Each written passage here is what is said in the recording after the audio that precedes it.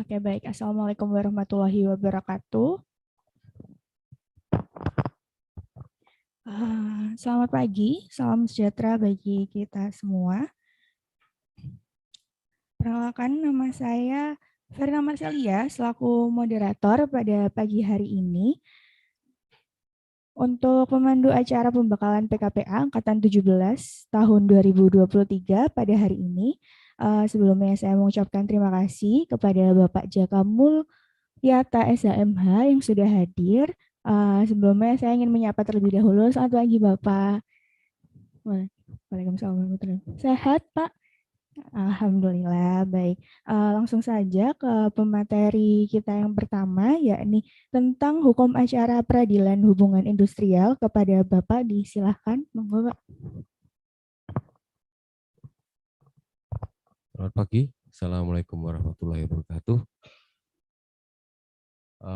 Sesi kali ini, sesi lebih condong ke pengadilan hubungan industrial, atau karena profesi saya, nama saya Jaka Mulyata, profesi saya sampai hari ini Hakim Ad Hoc PHI, Hakim Ad Hoc Pengadilan Hubungan Industrial di Pengadilan Negeri Gresik.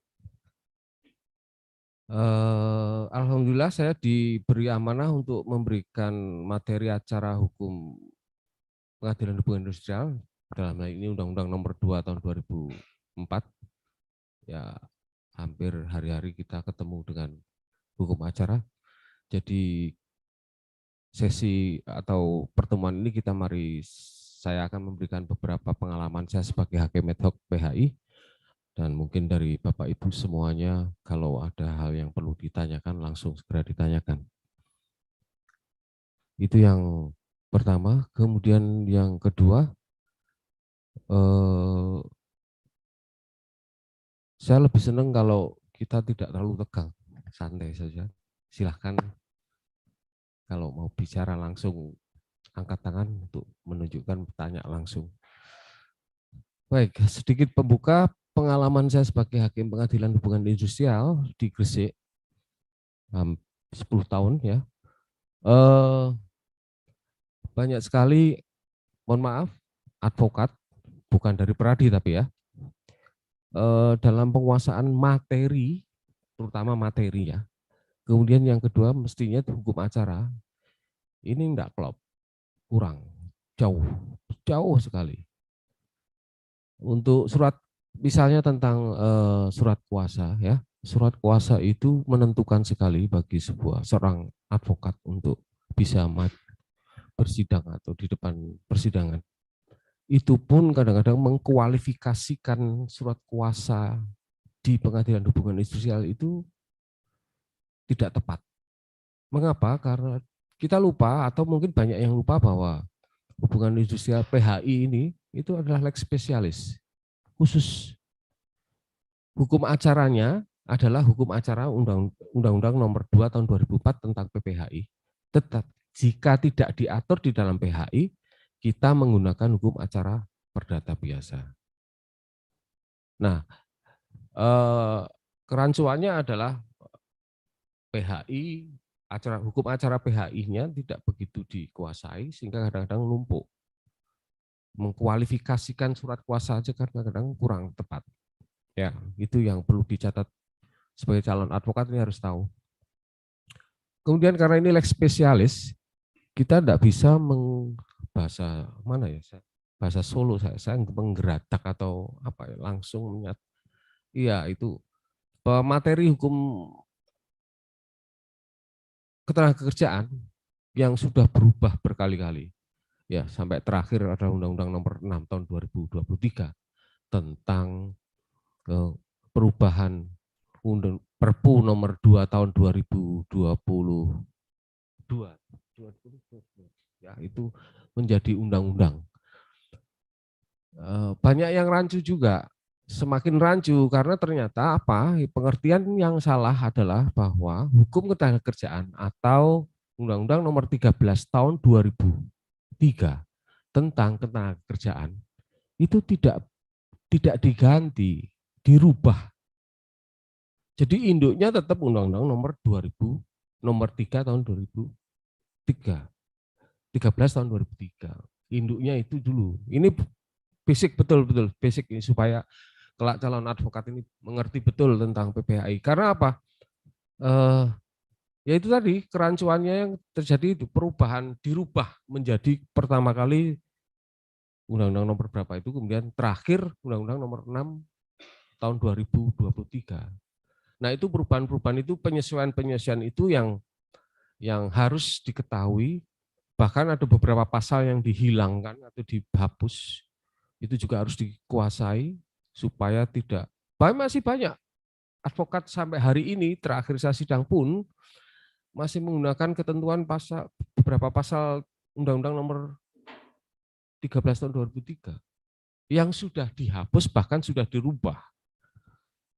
Nah, sebagai perkembangannya saudara tahu, mungkin mengikuti ya, yang banyak dipermasalahkan oleh terutama rekan-rekan kita di serikat pekerja atau pekerja itu ya perubahannya itu yang notabene menurunkan substansi hak dia.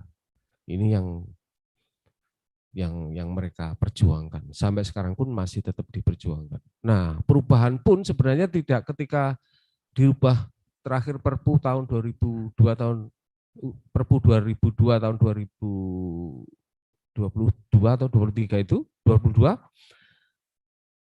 itu tidak banyak menjadi Undang-Undang nomor 6 tahun 2023 pun tidak banyak. Jadi silakan dikuasai betul itu supaya kelak di kemudian hari Bapak Ibu semuanya dalam menjadi seorang advokat membela kepentingan baik pengusaha maupun pekerja betul-betul matang. Kasihan kalau coba kita bayangkan kalau seorang pekerja yang notabene mohon maaf sekali pernah ada yang hanya minta duit dia, hak dia normatif itu hanya 30 juta. Ya, itu harus menggunakan seorang advokat yang mohon maaf mungkin harganya lebih dari itu. Itu pun masih keliru, coba bayangin. Jadi seorang advokat juga harus punya nurani yang baik supaya jangan hanya pokoknya untuk perkara hajar boleh gitu. Jangan. Betul, karena memakan waktu. Jadi hukum acara PHI memberikan batasan waktu beracara di persidangan pengadilan hubungan industrial itu 50 hari kerja saja. Sudah 50 hari kerja itu pun setiap minggu kita sidang, wirawiri, biaya, dan sebagainya. Pada akhirnya di NO. Karena materi substansinya tidak jelas. Nah itu antara petitum dengan itu enggak nyambung. Petitumnya ada, fundamental petendinya enggak ada. Itu kan kasihan si buruh. Ya, itu yang perlu diperhatikan sebagai calon advokat. Kemudian lanjut kita sedikit berteori-teori sedikit ya. Nanti kita lihat perkembangannya prakteknya bahwa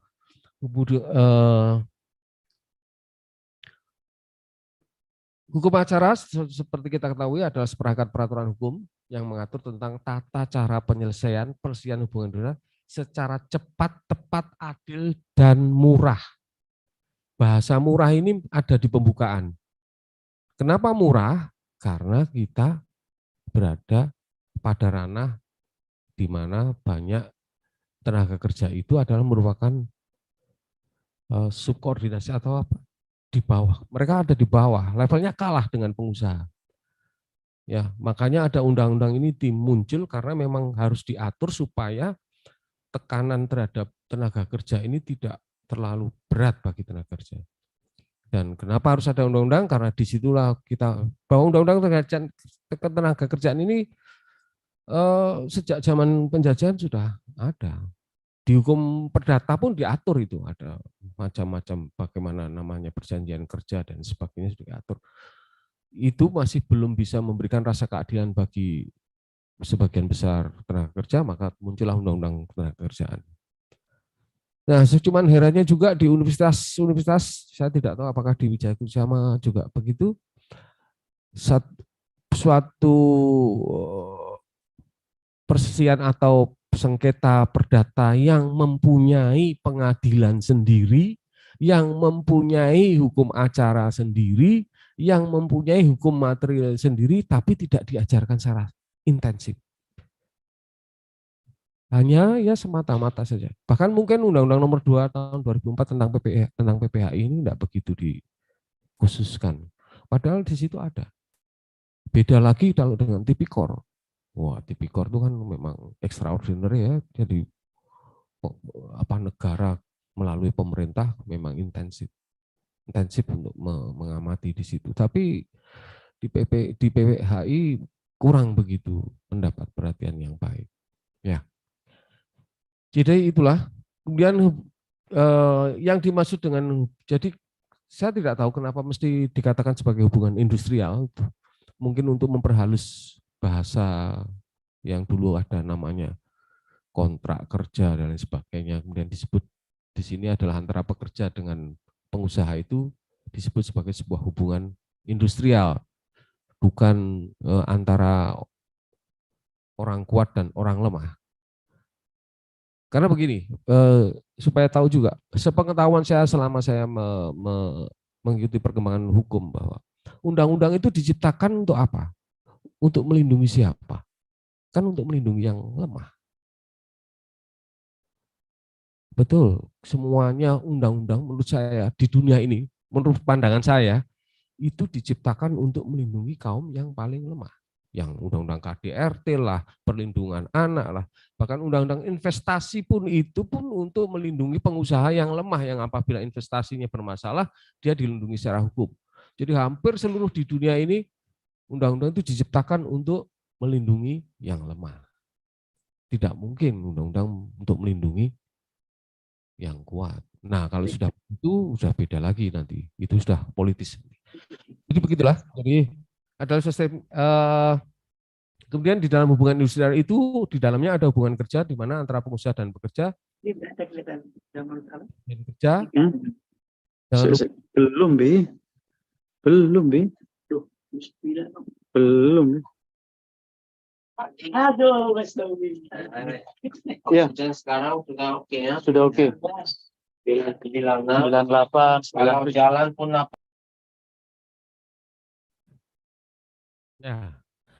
Jadi ini paling basic adalah hubungan kerja. Apa tuh yang dimaksud dengan hubungan kerja? Adalah hubungan kerja antara pengusaha dengan pekerja melakukan perjanjian kerja. Perjanjian kerja di dalam undang-undang ketenagakerjaan dapat dilakukan secara tertulis maupun secara lisan. Yang di dalamnya mengandung 3 unsur ini harus ada.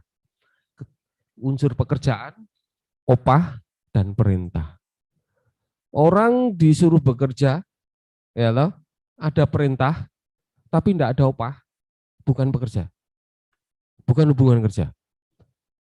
Orang ada upah, ada perintah, tidak ada pekerjaan, bukan hubungan kerja. Begitu sebaliknya. Jadi 3 unsur ini mutlak. Hubungan kerja harus ada. Supaya apa? Ketika saudara nanti menerima perkara atau mengkualifikasikan sebuah perselisihan hubungan industrial, apakah itu masuk hubungan kerja atau bukan, yang nanti kompetensinya adalah kompetensi pengadilan hubungan industrial, di sini letaknya. Datanglah seorang tukang parkir di depan saudara menyatakan, saya dipecat, saya tidak diberi hak normatif. Apa yang sudah pikirkan? Awal harus ini, 3 unsur ini. Sampean kerja nang di, siapa yang ngasih kerjaan kamu? Gitu.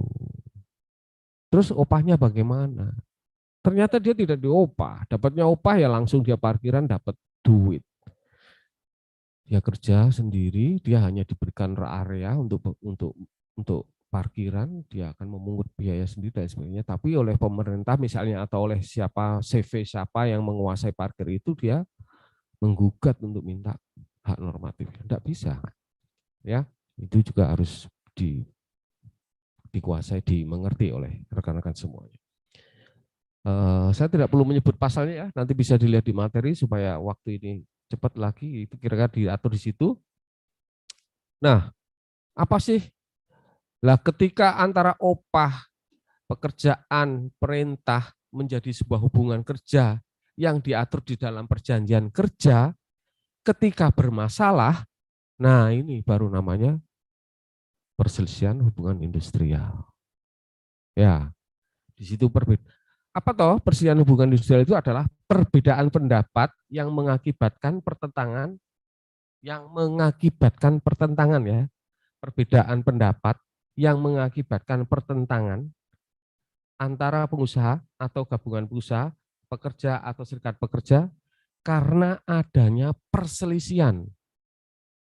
Sudah ada perbedaan, kemudian terjadi pertentangan, tapi nggak ada perselisihan, ya nggak apa-apa. Itu alam demokrasi, boleh-boleh saja. Nah, ketika perbedaan pendapat ini kemudian mengakibatkan pertentangan dan akhirnya muncul perselisihan, nah itu baru namanya perselisihan hubungan industrial. Nah, kompetensi pengadilan hubungan industrial hanya menerima atau kompetensinya adalah perselisihan mengenai perselisihan hak, kemudian kepentingan, PHK, terakhir adalah perselisihan antara serikat dan pekerja.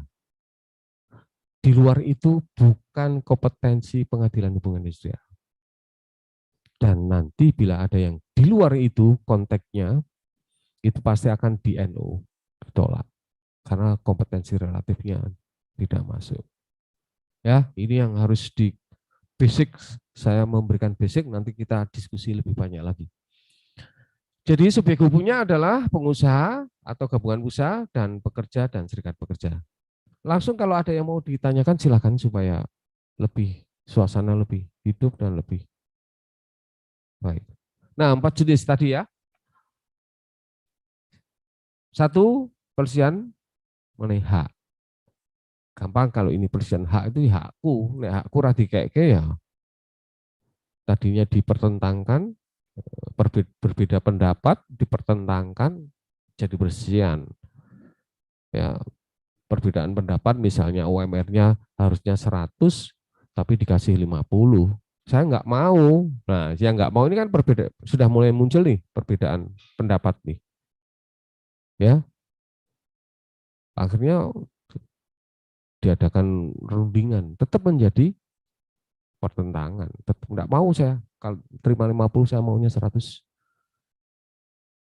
Nah, lalu dia berproses di PHI, kemudian muncul namanya perselisihan hak, yaitu tidak dipenuhinya hak akibat tadi perbedaan pelaksanaan atau penafsiran terhadap ketentuan peraturan undang-undang, perjanjian kerja, peraturan perusahaan, dan perjanjian kerja bersama.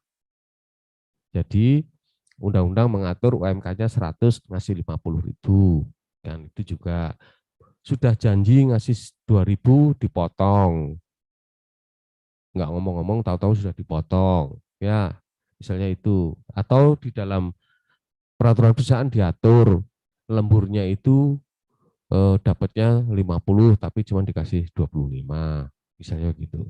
Dan perjanjian kerja bersama PKB.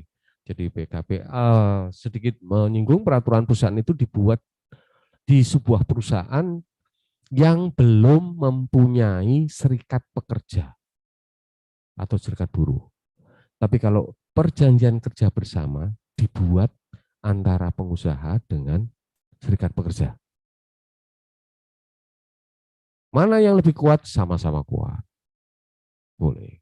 Itu namanya ketentuan otonom. Otonom di dalam perusahaan itu yang mengatur masing-masing perusahaan dan pekerjaannya. Kira-kira begitu. Lanjut. Tadi yang perselisihan hak sudah kasih contoh langsung.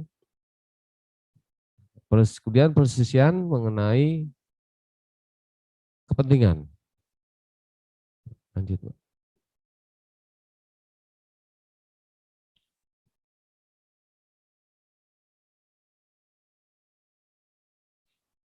Nah, perselisihan selanjutnya adalah perselisihan kepentingan.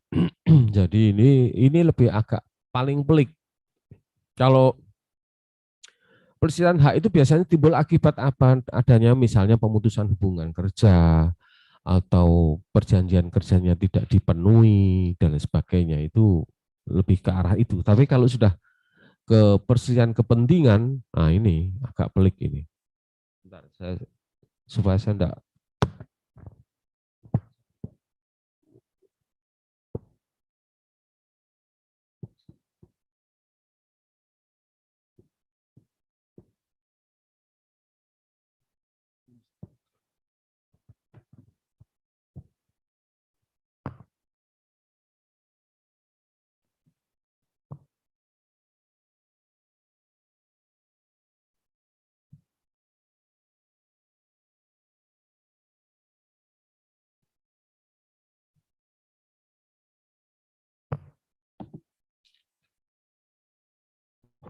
Perselisihan kepentingan adalah perselisihan yang timbul dalam hubungan kerja, perselisihan yang timbul dalam hubungan kerja karena tidak adanya kesesuaian pendapat mengenai pembuatan, perubahan syarat-syarat kerja yang ditetapkan dalam perjanjian kerja atau perusahaan atau perjanjian kerja bersama.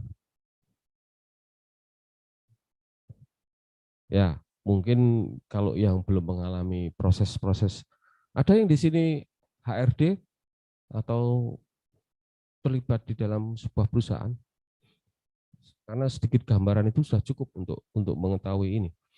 Jadi ketika tidak adanya kesesuaian mengenai pembuatan, biasanya diwakili oleh serikat pekerja, misalnya akan membuat sebuah perubahan syarat-syarat yang ditetapkan, syarat-syarat kerja. Nah, itu biasanya melibatkan pekerja atau gabungan serikat pekerja, atau mau merubah peraturan perusahaan, atau merubah perjanjian PKB. Ini terjadi perbedaan penafsiran. Perselisihan ada perselisihan timbul dari hubungan kerja karena tidak adanya kesesuaian pendapat.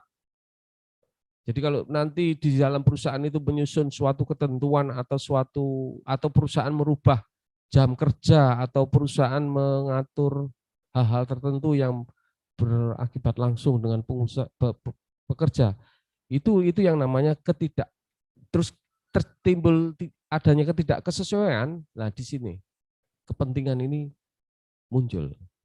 Nah, ketika terjadi debat kemudian tidak ada solusi, baru bisa diajukan ke pengadilan hubungan industrial. Contohnya misalnya ditentukan bahwa karyawan yang belum 1 tahun belum dapat BPJS. Pengusaha begitu ngomongnya.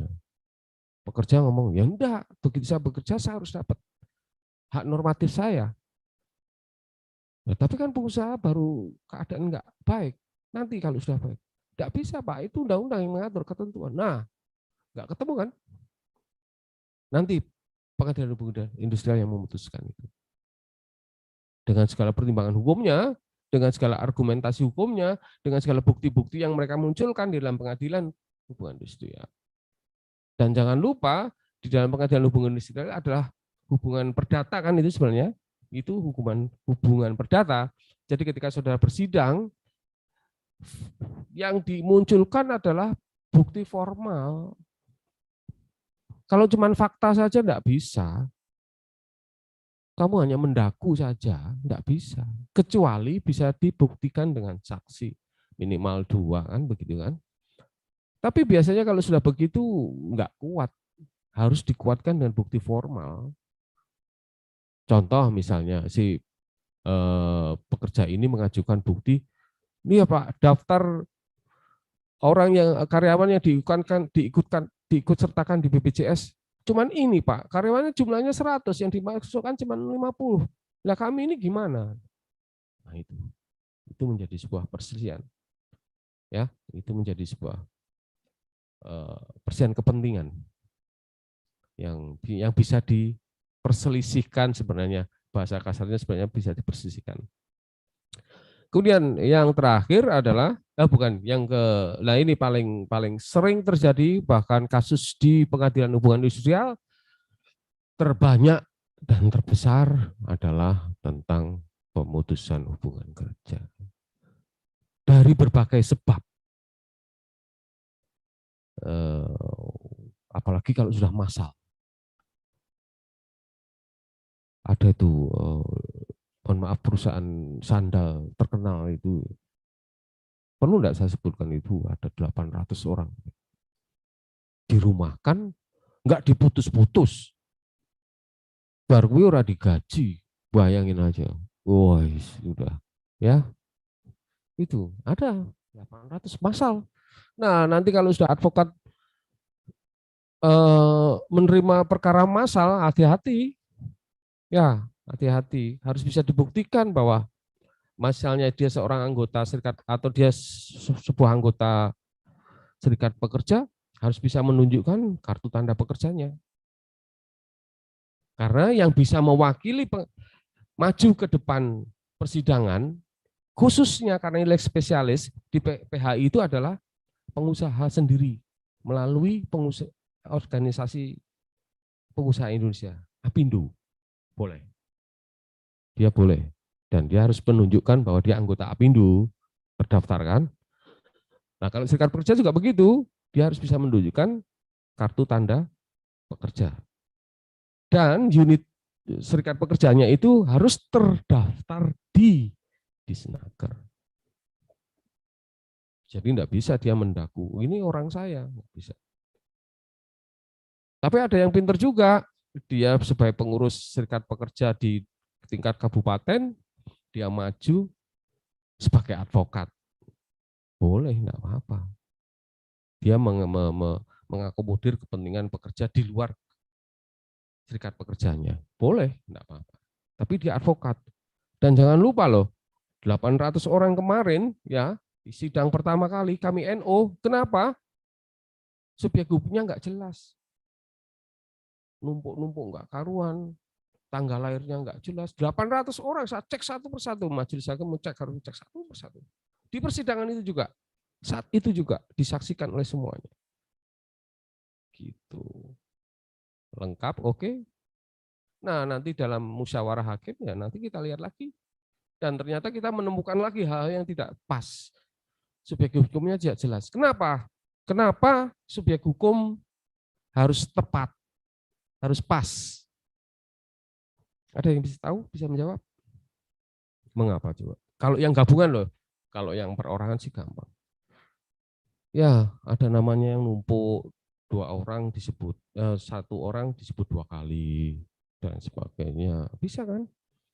Atau namanya Sri Sulastri, di KTP-nya Sri Sulasmi misalnya.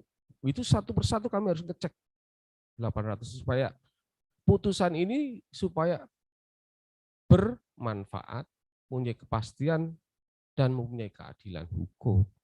Tak putus jedok sing nompo Sulasmi padahal sing gugat Sri Sulasti.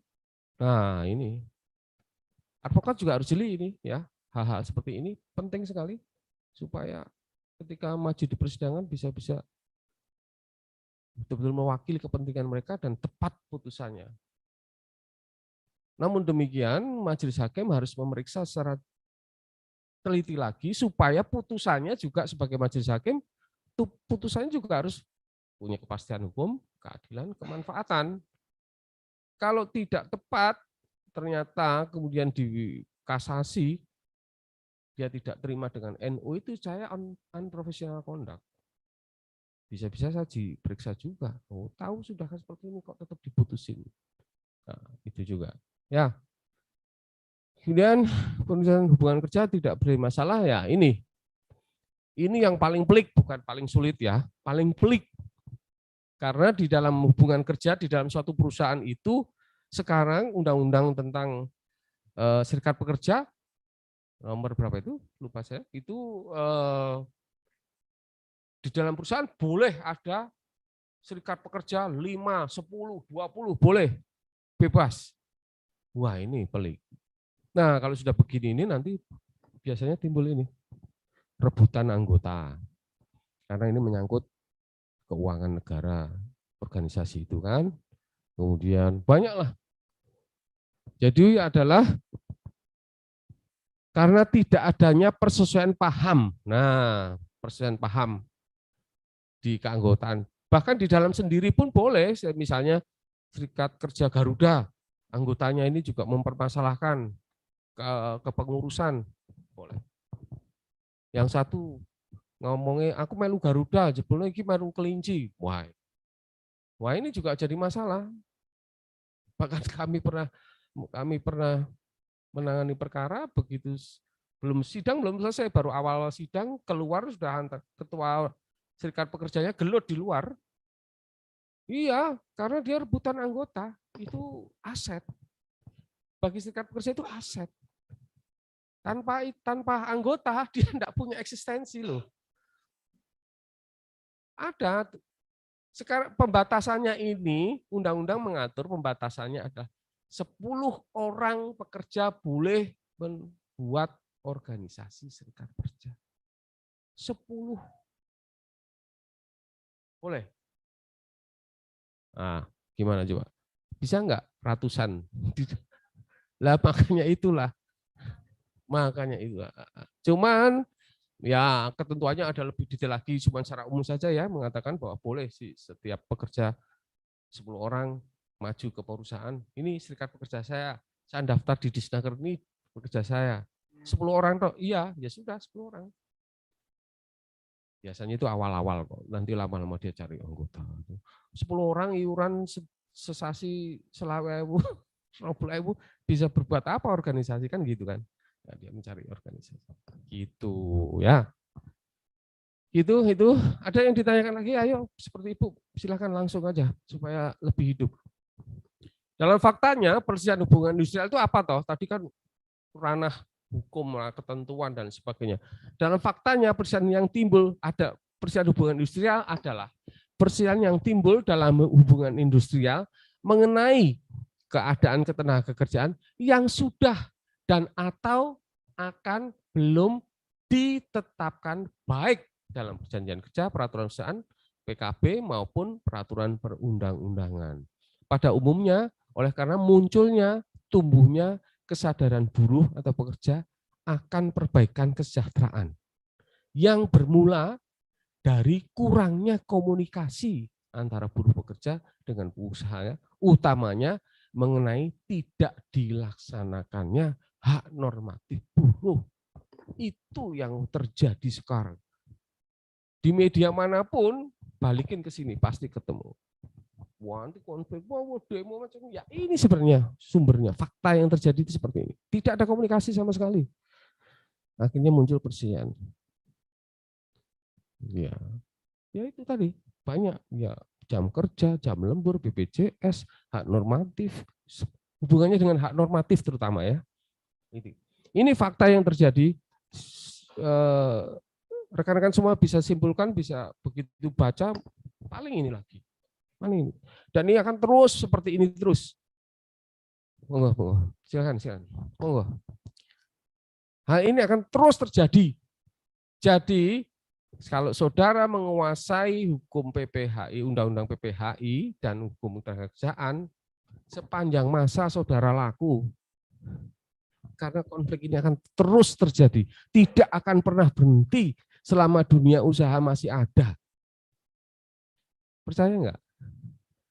Karena di sini letaknya, perselisihan selalu ada. Jadi kalau saudara tidak rugilah saudara menguasai PPHI dan undang-undang ketenagakerjaan. Ya paling tidak untuk ya. Cuman sayangnya di advokat enggak boleh spesialis. Spesialis kan, kalau dokter boleh spesialis, kena advokat enggak boleh kan gitu kan. Harusnya spesialis hukum ketenagakerjaan, spesialis kepailitan, kan begitu, spesialis tipikor. Masa kita enggak boleh, yang boleh dokter, spesialis jantung, spesialis paru. Nah, supaya laku. Spesialisasi itu penting, spesialis TUN, spesialis Mahkamah Konstitusi kan gitu. Kita cuman advokat, konsultan hukum. Cuman gitu tok nulisnya, plek itu pun enggak boleh besar di dalam undang-undang advokat, enggak boleh gede-gede, cuman sepantasnya aja, sepantasnya. Lah itulah. Lah mbok dokter gedok tular nek payu. Ayo, dokter spesialis titik, udah. Mau apa coba? Gedok tular ya enggak bisa. Harusnya besok menjadi yang muda-muda ini PR saudara untuk menyatakan bahwa ya advokat spesialis hukum ketenagakerjaan, advokat spesialis TUN, gitu. Lainnya saya memang enggak menguasai, saya menguasainya TUN. Spesialis perbankan, malah spesialis perbankan diambil orang-orang di luar advokat, konsultan bank itu, bukan dari advokat. Coba, iya. Nah, spesialis pajak, iya karena undang perpajakan, pengadilan perpajakan mau diambil alih ke Mahkamah Agung, tidak boleh. Besok sudah diambil alih oleh Mahkamah Agung. Kan sekarang di bawah diambil oleh Kementerian Keuangan. Ya, tidak boleh karena undang-undang tentang peradilan itu yang mengatur di Mahkamah Agung. Tidak boleh orang mengadakan pengadilan sendiri dalam proses ini. Ya, Jadi ini fakta yang terjadi, Bapak Ibu camkan baik-baik. Lanjut. Loh, lah terus apa toh hak normatif buruh itu loh? Hak normatif buruhnya apa? Saya tidak menceritakan secara detail hukum acaranya bagaimana harus berproses, nanti ada sudah saya beri gambaran bagaimana proses-prosesnya di arbitrase, di konsiliator, di mediator dan sebagainya. Tapi saya kenalkan dulu ini supaya ketika masuk dalam substansi persesian, saudara sudah menguasai hak dasar buruh dalam hubungan kerja yang dilindungi dan dijamin dalam peraturan perundang-undangan yang berlaku. Tadi sudah saya sebut, BPJS, upah lembur, UMK, apalagi cuti, apalagi. Nah, itu macam. Kalau tunjangan masih relatif. Tapi hak yang sudah diatur dalam undang-undang ini wajib diberikan, wajib hukumnya. Nah, antara kewajiban yang harus diberikan ini kadang-kadang kontradiktif dengan perkembangan dunia usaha. Seperti COVID kemarin, nah, hampir semua perusahaan kolaps. Saya menangani satu perusahaan yang memohon izin kepada PHI untuk memutus kerja karyawannya karena dia sudah nggak mampu gaji. Nah, jangan lupa yang tertanam di dalam benak kita atau advokat yang boleh meminta ke PHI, Pak, saya diputus hubungan kerjanya saya tidak mau, atau dia menyatakan diri saya tidak mau hubungan kerja dengan perusahaan, itu pengusaha bisa, pekerja bisa. Ya, itu yang perlu diketahui. Ya, pengusaha juga bisa. Warianku 10 bandel-bandel, SP 1, 2, 3, mediasi, bipartit mediasi, tetap tidak mau, ya sudah, usulkan, mintakan ke PHI untuk di PHK. Kadang-kadang pengusaha ini kalau ada nunggu buruh gugat, padahal hubungan kerja belum putus. Nah, ketika belum putus, apa kewajibanmu? Kewajiban perusahaan tetap bayar. Nanti pengadilan ya akan mutus, belum putus kok. Siapa yang mutusin? Nah, tapi sekarang Undang-Undang Nomor 6 Tahun 2023 tentang perubahan Perpu 2 2022 menjadi undang-undang, mengaturnya sudah beda lagi. Jadi PHK sekarang cukup dinyatakan, diberitahukan dulu, jebret, kamu mau tak PHK.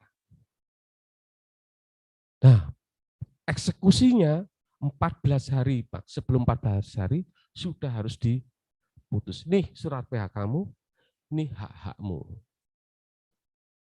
Kowe nompo orang nompo, ketika diberitahu tidak nompo, dia 14 hari menyatakan tidak, saya tidak terima. Lalu terjadi bipartit.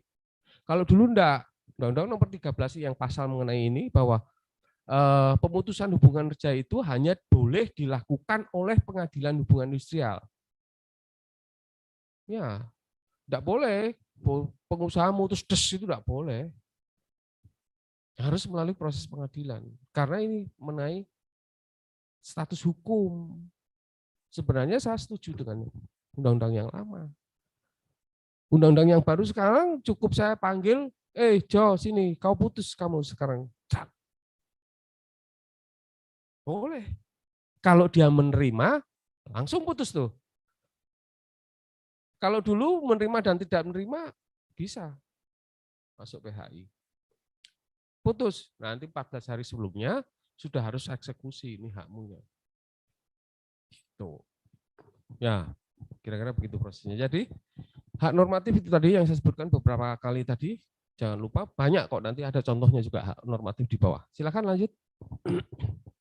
Nah, ini yang bersifat ekonomis ya, hak normatif yang bersifat ekonomis.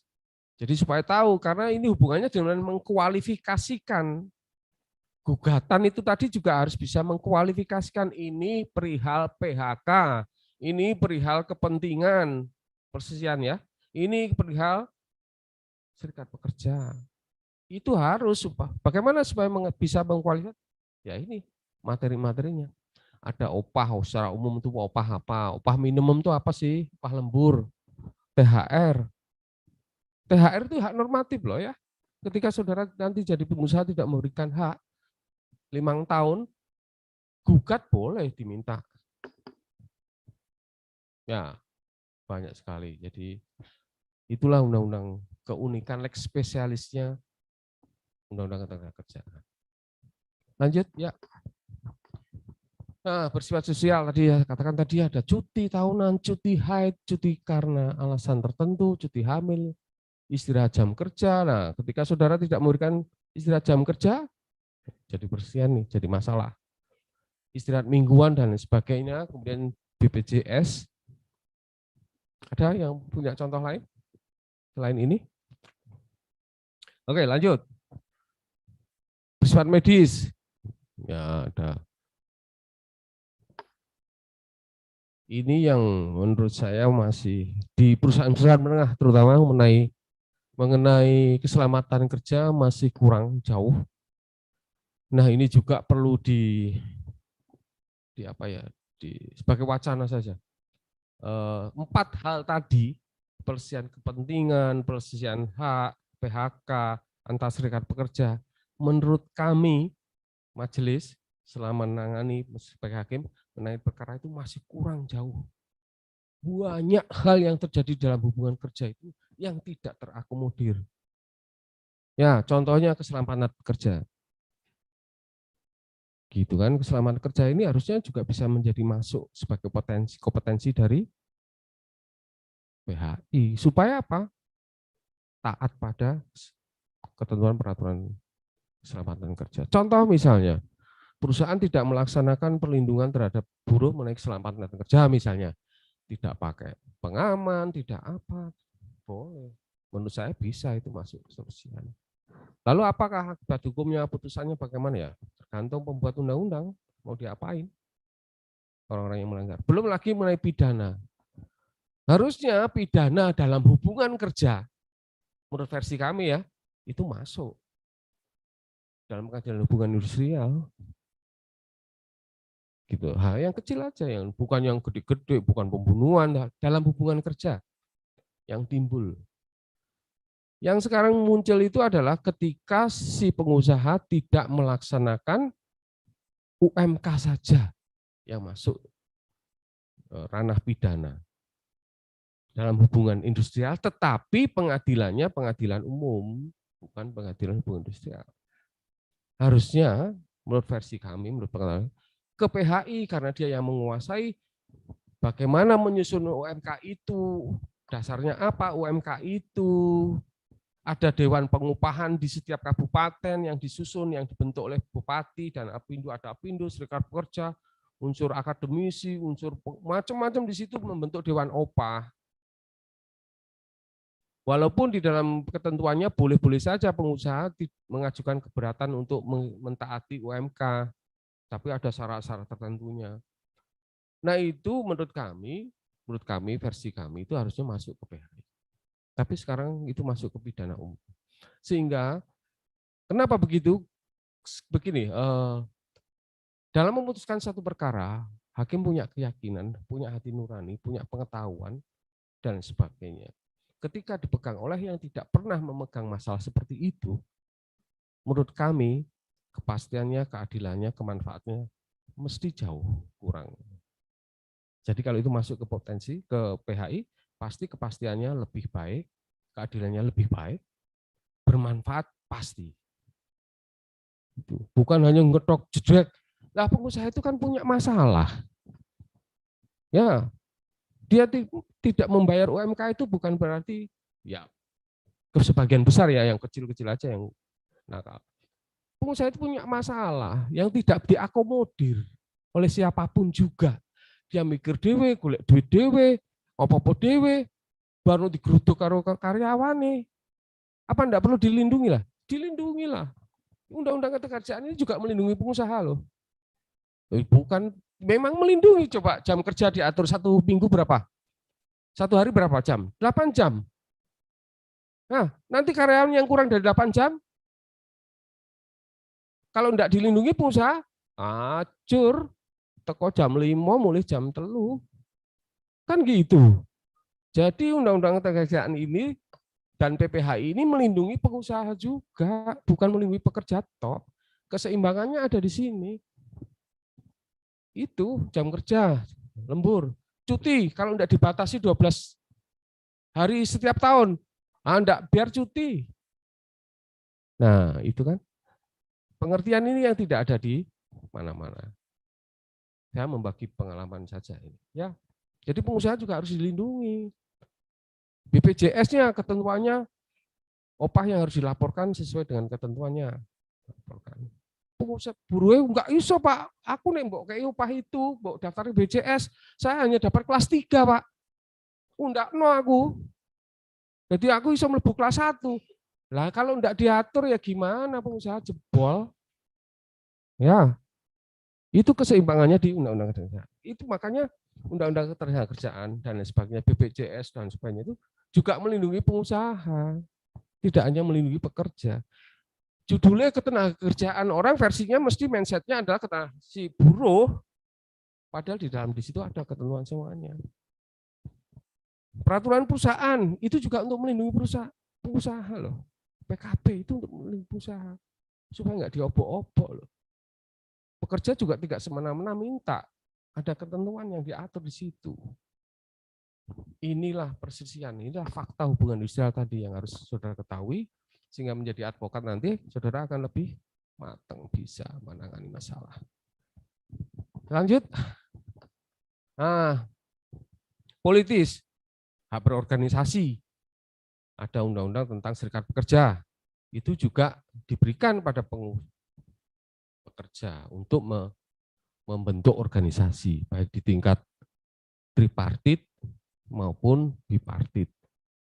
Bipartit itu hubungan dalam pengusaha dan pekerja, tripartit itu pemerintah, pengusaha, pekerja.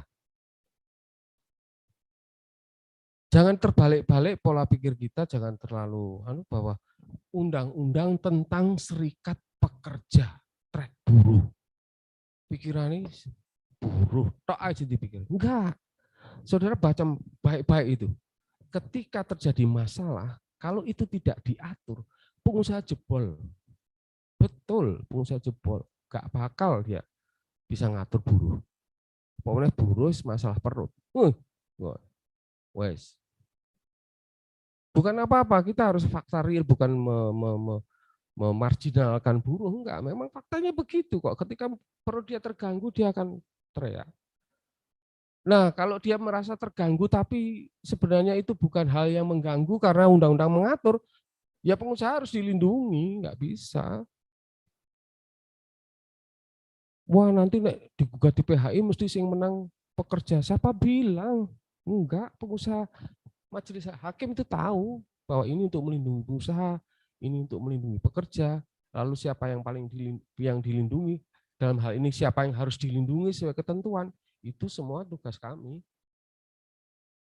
Kira-kira begitu. Lanjut. Nah, ini ada 4 persiapan yang terjadi di dalam perusahaan, namanya bipartit. Di dinas tenaga kerja atau dalam kurung adalah non litigasi itu pada tingkat mediasi dan konsiliasi. Nanti konsiliasi apa, mediasi apa. Di luar pengadilan, karena arbitrase itu putusannya itu setingkat ya, bukan sama, setingkat dengan pengadilan, maka saya sebut sebagai litigasi, arbitrase. Dia hanya bisa dibatalkan putusannya melalui pengadilan. Ya, kemudian dan PHI. Jadi ada 4 penyelesaian. Nah, di dalam PHI proses penyelesaian hubungan industrial itu ada bipartit, ya, di dalam perusahaan, pekerja dengan pengusaha, serikat pekerja dengan buruh, serikat pekerja dengan mediasi. Mediasi hanya terjadi di disnaker antara mediator dengan tenaga kerja atau pengusaha. Konsiliasi ini masih tidak populer dan sampai sekarang saya belum pernah mendengar ada seorang konsiliator. Konsiliator itu biasanya juga harus didaftarkan di disnaker juga. Jadi mungkin menurut saya, versi saya, mediator swasta, mediator di luar dinas tenaga kerja itu konsiliator, konsiliator. Sekarang baru marak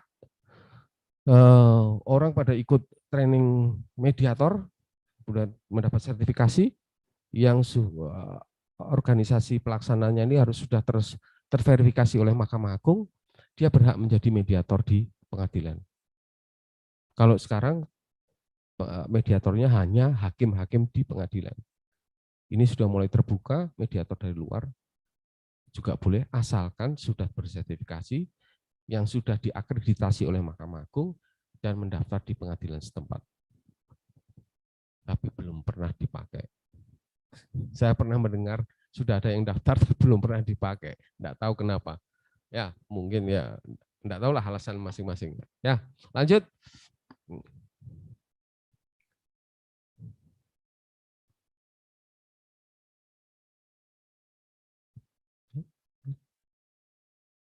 Nah, apa itu bipartit? Nah, ya. Silakan Anda dibaca baik-baik. Lanjut. Nah, prosesnya bagaimana ini? Sudah kami beri gambaran secara umum. Lanjut. Kemudian, nah ini keterangannya mediasi itu bagaimana dan sebagainya sampai di bawah. Nanti kan diberikan materi. Oh ya, silakan nanti dibaca. Bagaimana proses mediasi dan sebagainya. Jadi ketika sedikit menyinggung mediasi, jadi ketika perselisihan di bipartit tidak bisa diselesaikan, ya, jadi misalnya terjadi perselisihan di hubungan kerja kemudian tidak bisa diselesaikan, harus diselesaikan melalui ranah eksekutif dulu, yaitu pemerintah, dalam ini Disnaker. Karena itu yang mengampu kepentingan ekonomi, kepentingan sosial, politik, ekonomi di kabupaten setempat, maka dimediasikan dulu. Ya, mediasi, maka di situ dimediasi. Kemudian bila tidak bisa diterima anjuran dari Disnaker, baru boleh maju ke PHI. Jadi semua perkara yang masuk PHI harus melalui mediator. Tanpa surat anjuran, tanpa surat mediasi dari Disnaker, ditolak. Wajib hukumnya. Jadi itu tiket. Kalau saudara nanti maju, ternyata baru ranah bipartit, ya langsung aja saudara wakili untuk maju ke Disnaker untuk mediasi. Para pihak yang tidak setuju dengan anjuran, baru itu anjurannya dipakai sebagai lampiran dalam surat gugatan. Ya, lampiran dalam surat gugatan. Tanpa dilampiri itu langsung ditolak di depan.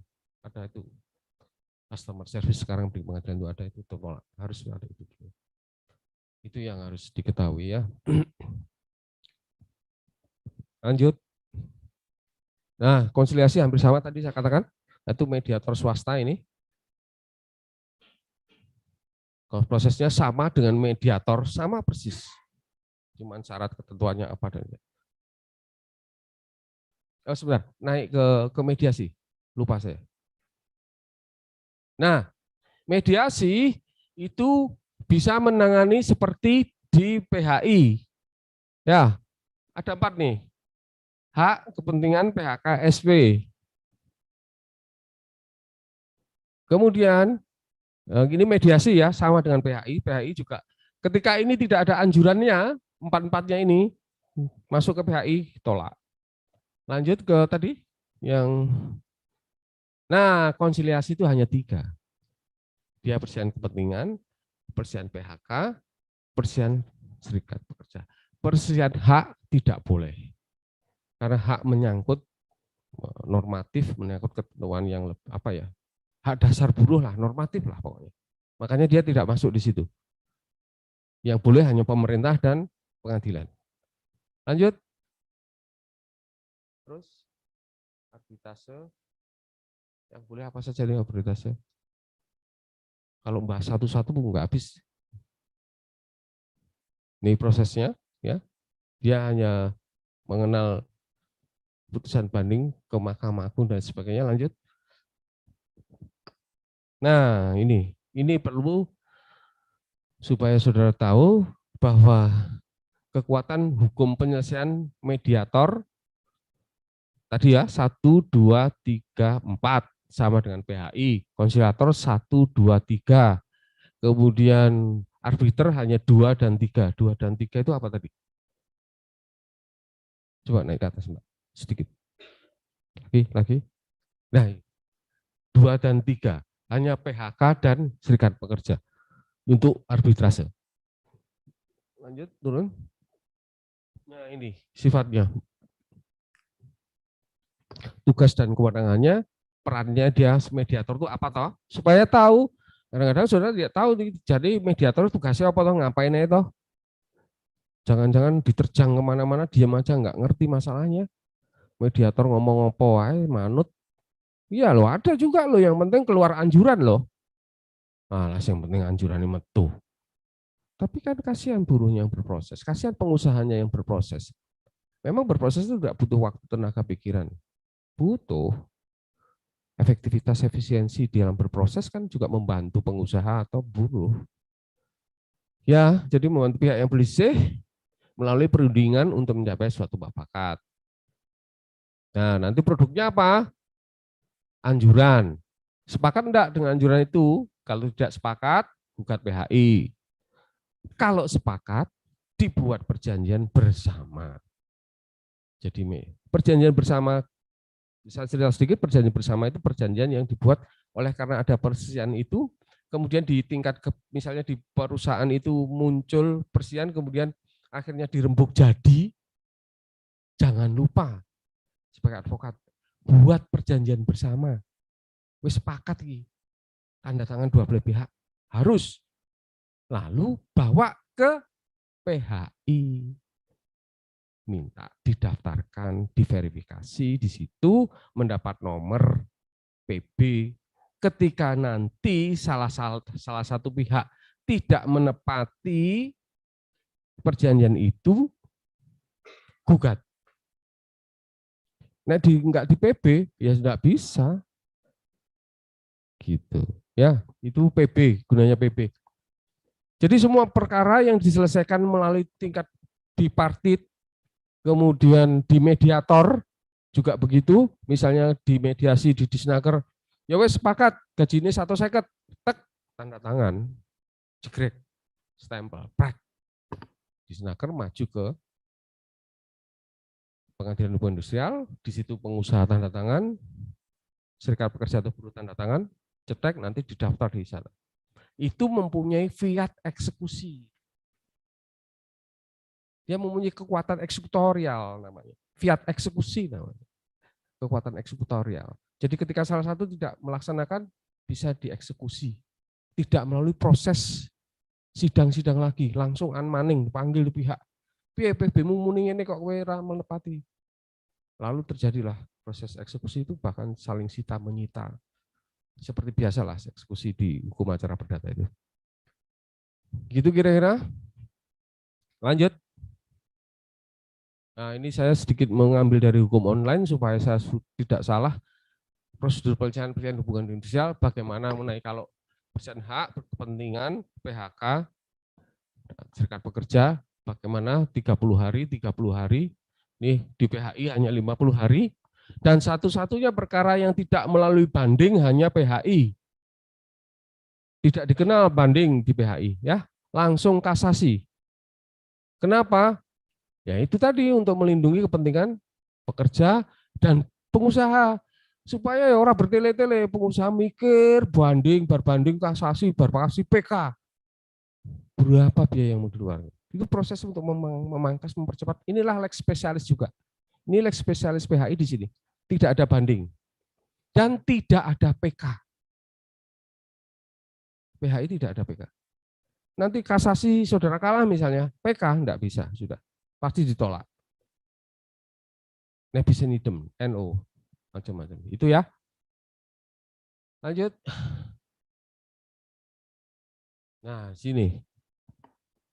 Ini kedudukan, kewenangan, dan sebagainya. Jadi, saudara harus tahu bahwa di Pengadilan Hubungan Industrial di tingkat provinsi, Kalau undang-undangnya menyebut bahwa kelak di kemudian hari di setiap kabupaten harus dibentuk pengadilan hubungan industrial. Mengingat lain dan sebagainya, maka diutamakan bagi kabupaten yang padat industri. Demografinya besar, padat industri. Sekarang itu di situ. Di 38, sekarang 37 atau 38 provinsi. Ada kecuali Gresik, satu-satunya kabupaten yang mempunyai PHI. Dan itu ada, saya masuk ke sana, saya mendengar-dengar ada unsur politisnya. Jadi waktu itu Bupati ingin menyalonkan supaya mendapat suara kuat, merangkul pekerja, pekerja mau dirangkul asal saya dibuatin PHI. Karena kalau saya ke Surabaya kejauhan.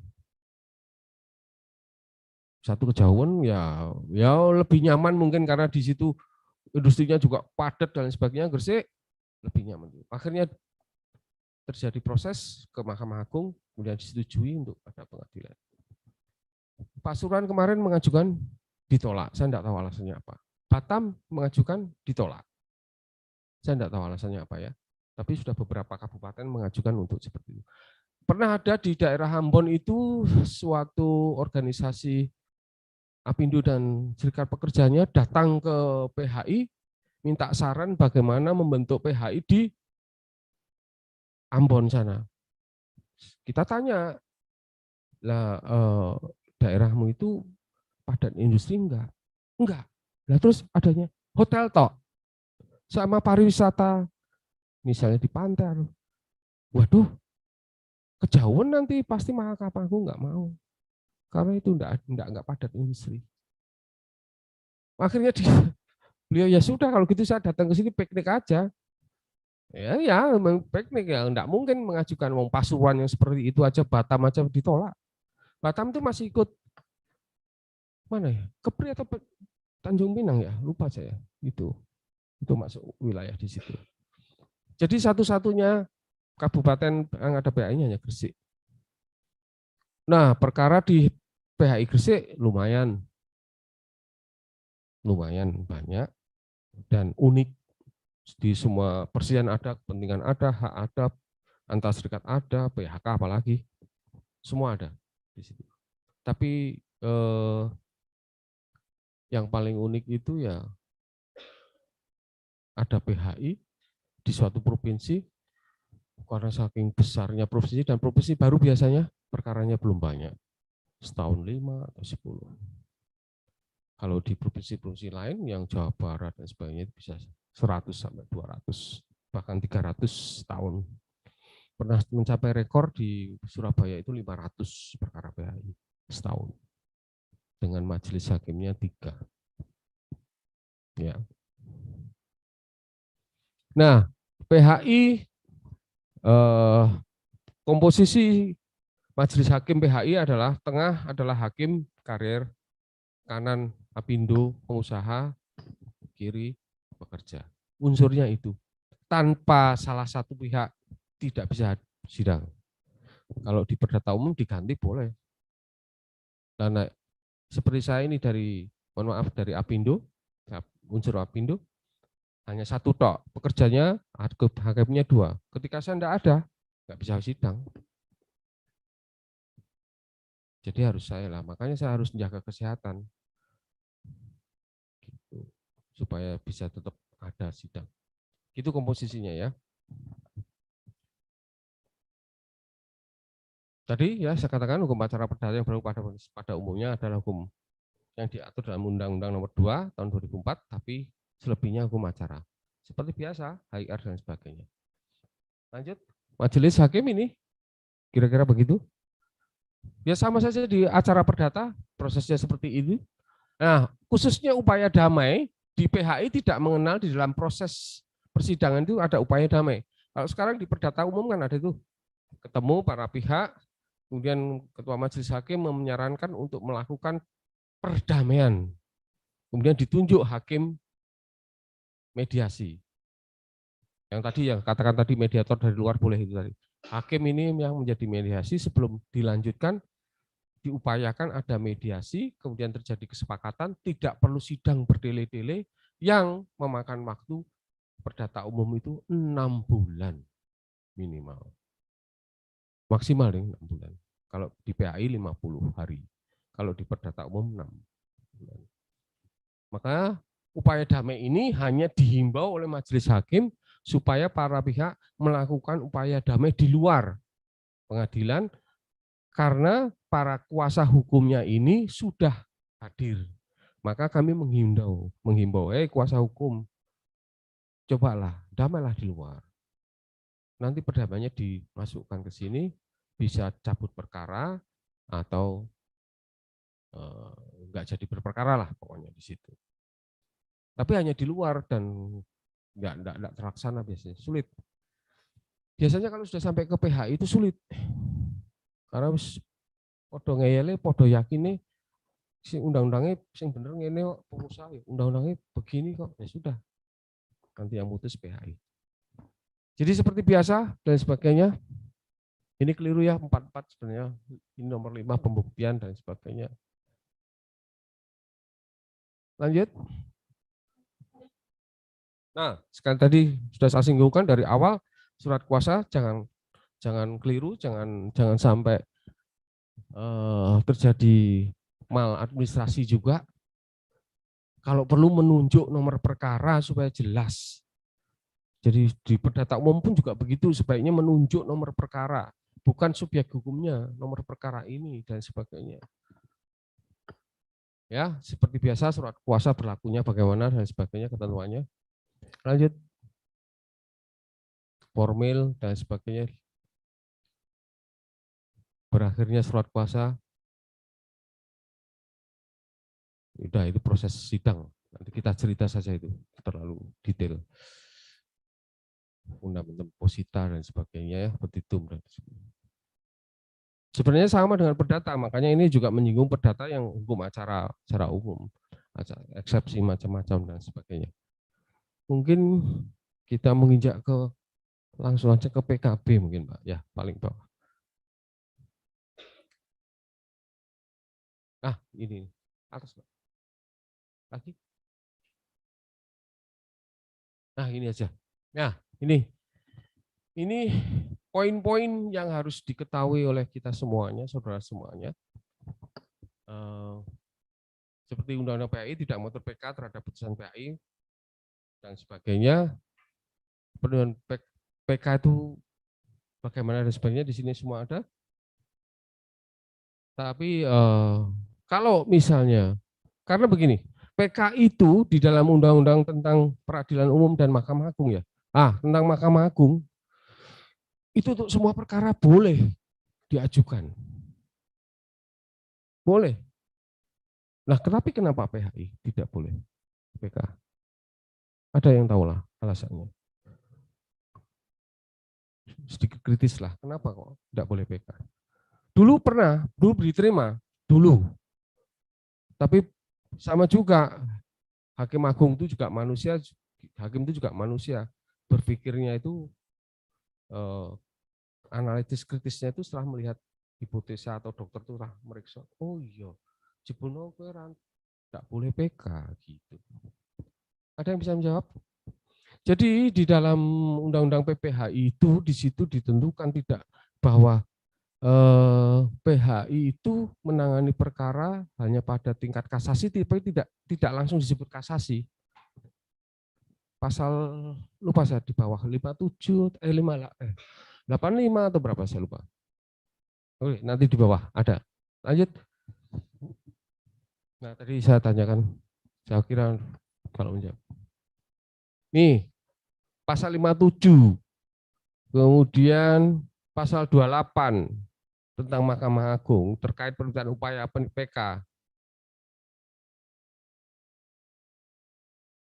Nah, Mahkamah Agung hanya beralasan untuk menjamin penyelesaian cepat, tepat, adil, dan murah. Karena PK itu mungkin tidak mengenal batasan ya. Kalau tidak salah di perdata, kecuali di pidana ya. Tidak tahu kalau pidana, saya nggak kuasai. Tapi kalau perdata itu nggak ada. Sepanjang kita punya novum, ajukan. Nggak rampung-rampung nanti. pengusahanya mikir terus digugat terus PK gak rampung direcoki terus pengusaha juga mikir kan, dan pengusaha juga kepengennya gendang rampung, gendang kerja nyambut gawe ben proses industri produksinya berjalan dengan baik gitu. Tadi sedikit saya singgung mengenai serikat pekerja ya, apa dan bagaimana, silakan saudara pelajari. Undang-Undang nomor 41 2000 tadi lupa, nomor 41 tahun 2000 tentang serikat pekerja itu undang-undang. Di situ diatur bagaimana bentuk undang-undang, kemudian bagaimana bentuk organisasi serikat pekerja, wewenangnya apa dan kewajibannya apa dan sebagainya, semua ada di situ. Sudah saya rangkum dasar pembentukannya dan sebagainya. Nah, ini perjanjian kerja bersama tadi, karena saya diberi amanah untuk ada PKB di dalam materi ini ya. Jadi perjanjian kerja bersama tadi sudah saya singgung sedikit bahwa di situ dilakukan oleh perusahaan yang mempunyai serikat pekerja atau serikat buruh. Ya. Jadi kalau sudah ada serikat pekerja atau serikat buruh, sudah tidak boleh ada peraturan perusahaan. Peraturannya ya di PKB itu, dicantumkan semua di situ. Bagaimana cara berundingnya? Ya cara berundingnya masing-masing mewakilkan beberapa orang pengurus dengan pengusaha. Bagaimana kita mengatur perusahaan ini secara hubungan industrialnya loh ya, bukan keuangannya, bukan hubungan industrialnya, agar proses produksi berjalan dengan maksimal bahkan lebih hebat. Diatur di situ jam kerja dan sebagainya. Semuanya diatur di situ. Haknya apa, kewajibannya apa, hak dan kewajiban harus. Dan PKB punya masa berlaku kurang lebih 2 tahun atau 3 tahun. Selebihnya bisa diperpanjang 1 tahun. Terus begitu terus supaya kenapa segera cepat dirubah 2 tahun tok kalau tidak salah dikatakan. Supaya itu dinamika perkembangan yang terjadi di perusahaan terakomodir terus. Stuck PKB nggak berubah, dinamika di perusahaan berubah, pengusahanya mulai nggak sanggup bayar lembur dan sebagainya tanpa ada perubahan secara cepat 2 tahun atau 3 tahun, kasihan pengusaha. Demikian juga buruh dapatnya harusnya ini ada undang-undang baru yang menyatakan bahwa BPJS sekarang dipukul rata misalnya, satu karyawan tuh gajinya yang harus daftar 10 juta misalnya, itu harus segera diakomodir di PKB itu. Semuanya kepentingan buruh dan kepentingan pengusaha masuk dalam PKB, dirembuk, lalu menjadi PKB perjanjian kerja bersama, PT, berlaku mulai tanggal, didaftarkan di Disnaker. Bahkan perusahaan-perusahaan internasional, multinasional, bahkan itu daftarnya di Kementerian Tenaga Kerja. Karena menyangkut bilateral negara. Jadi diatur di sana. Kalau mungkin di sini mungkin kurang kompetensi. Jadi diatur di sana. Begitu PKB, apa saja yang harus masuk di situ, isinya apa, jangka waktunya bagaimana dan sebagainya, semuanya sudah ada di dalam materi. Silahkan ditanyakan tahapannya bagaimana dan sebagainya. Dasar hukumnya apa saja. Supaya kelak kalau saudara dari ada yang jadi pengusaha atau HRD manager, tahu ini fungsinya untuk orang yang di dalam perusahaan. Dan PKB ini menjadi dasar ketika terjadi pelesian. Jadi ada hukum heteronom dan otonom.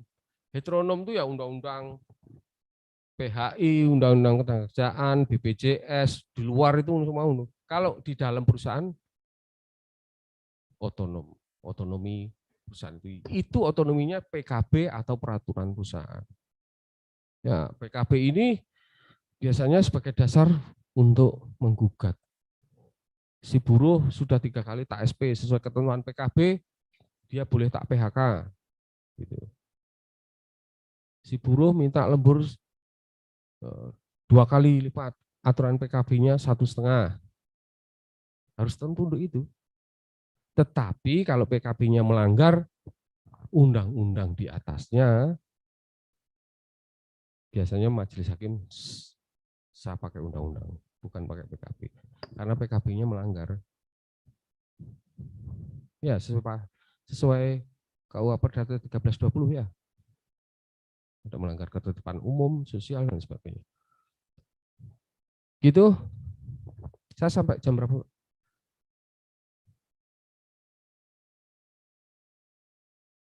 Oh siap. Jadi 10 menit, 5 menit lagi saya menyampaikan. Lanjut. Oh sekian, terima kasih. Pas. Ada yang mau ditanyakan? Silakan. Mungkin ya,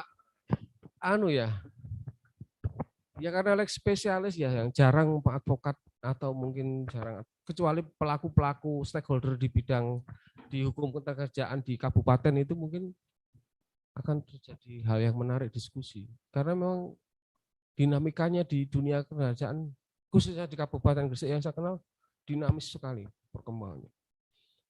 Ya, nanti kalau sidang ya demo. Di Surabaya juga demo, BHI juga demo, biasa.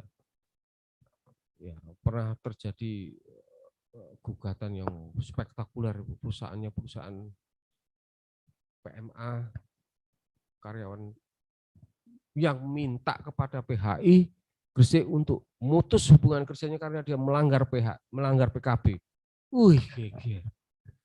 Karena buruhnya merasa saya tidak melanggar PKB, semua proses sudah saya penuhi. Betul, semua proses sudah terperiksa satu persatu. Iya, gak ngelanggar, terus piye? Baca lagi. Kadang-kadang majelis hakim baca perkara itu sampai 3, 4, 5 kali baru nemu benang merahnya itu. Karena itu tadi, gugatan tidak disusun sedemikian rupa. Ya memang angel ya membuat gugatan yang sederhana tapi mencakup semuanya. Coba bayangin. Enggak jaminan kok. Saya pernah menangani perkara Pertamina digugat. Wah, memang susunannya luar biasa. Tapi begitu pembuktian, ada yang gugatannya amburadul, majelis mau coba bolak-balik, tapi pembuktiannya mantap. Wah, ini loh. Kepengennya majelis itu ya sing gampang ya, nyambut gawe sing gampang. Gugatannya penak, jawabannya penak, bukti ini lengkap kabeh, saksi ini top-top, ya lah, mocone penak, tok selesai. Tapi kalau sudah gugatan kacau balau, buktinya amburadul, wah mumet. Meriksa satu-satu, iki hubungannya karo positandi iki. Saksi ini ngomong apa? Bolak-balik gak karuan. Kenapa saya cerita? Supaya saudara tahu bahwa ketika majelis disajikan, mohon maaf ya, menu yang enak, kan seneng majelis. Nah coba saksi orang ngerti apa-apa dijokke, ditakoni ra iso kan ya hakim yo emosi wong hakim yo manusia kok. Gitu loh. Bulet tadi ditakoni. Kelihatan kalau dia ngarang-ngarang. Kroso hakim kalau saksinya ngarang. Memang enggak kroso iki saksi iki. Gecer terus nah baru dia. Ya, jadi kemampuan advokat ini menentukan sekali dalam proses peradilan. Tidak sembarangan. Ketika saudara mampu menyajikan menu, kan yang masak hakim, yang menyajikan bahan-bahan kan saudara-saudara semuanya ini calon advokat nih, bahannya jelas. Masak kangkung, bumbunya apa jelas. Nek ben sedep kayak udang, nah, udangnya ya udang lobster kan gitu kan bahasanya. Udangnya ming sak wajan, lobsternya wak belek gitu ya. Majelis hakim melenek gitu loh. Jadi kemampuan sama juga Kogi, seorang advokat itu mampu menyediakan bahan-bahan sedemikian rupa, kemudian digoreng di dalam pembuktian, dibuktikan di situ digoreng, loh kangkung, loh ini PHK Pak, loh ini loh masakan kangkung Pak, loh ini loh Pak masakan kepentingan, terbuktikan nah, di situ. Nah, advokatnya nggak mampu menyajikan ya. Apalagi bolak-balik iki mana advokat. Mohon maaf ya. Ya kan Mas, sekali lagi hakim kan ya orang loh, ya mesti niteni lah, wajar kan? Ya bukan benci tapi aduh gimana ruwet kira temenan di proses ruwet, tapi ya laku aja saya juga nggak ngerti. Oh no ae lho payu lho. Iya sampe heran. Iki kok payu ae wong iki siji. Mesti maju neh iki maneh, iki maneh. Amburadul, amburadul betul. Saya cerita fakta loh, ini bukan fitnah loh ya. Ini fakta saya. Betul-betul saya bener kayak iki maneh. Ampun dah aku. Bener plong wis. Penyajiannya kayak gitu, pembuktiannya amburadul, saksi des ranggenah itu. Waduh, itu kalau sudah ketemu perkara seperti itu, majelis mumet setengah mati. Nah, tapi karena pengalaman ya majelis ketemu iki, ketemu lagi. Oh, iki naik kan sudah pernah memutuskan ya, sudah meriksa perkara. Oh, selai kudu dingenek cah iki gitu. Iki kudu dibikinkan gitu. Ya walaupun tetap ada melesetnya juga, terutama saksi. Kemudian bukti-bukti. Dan banyak sekali advokat yang di PHI itu minta putusan selah. Ada yang tahu? Putusan selah kan tahu saudara? Putusan selah, putusan sebelum berakhirnya putusan, ya di situ bisa mengajukan putusan selah. Di perdata umum juga begitu, sama di PHI. Cuman di PHI itu, ini gini, saya cerita sedikit. Akses informasi tenaga kerja di perusahaan itu kasihan kadang-kadang saya melihat. Apalagi perusahaannya menengah ke bawah. Hampir pasti yang namanya slip gaji itu kayak girik itu loh. Sak kotak gini loh.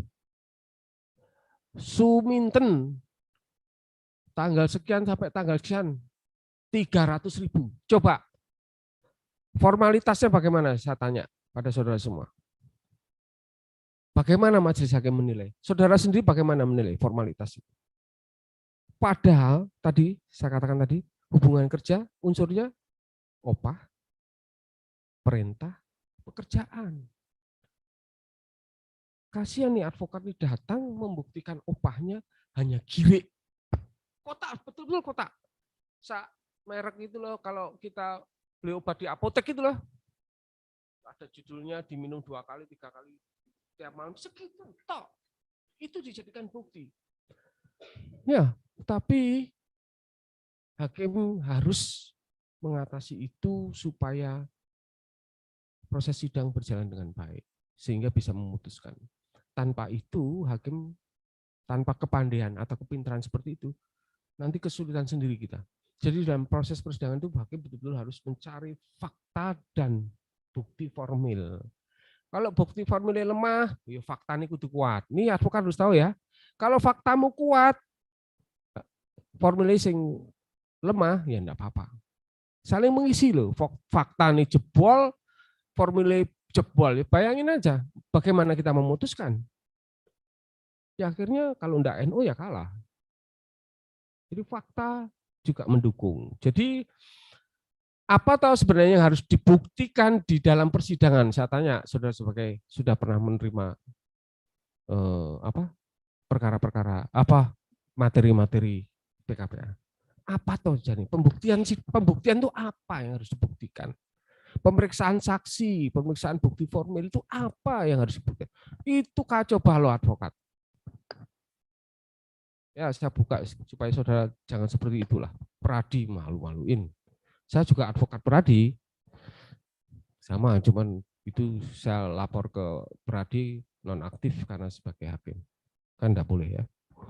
Apa tuh ya? Positam, antara posita, petitum, bukti formil, kemudian saksi nyambung. Nyambung semuanya. Walah positane wis amburadul, saksine ora iso cerita. Ya.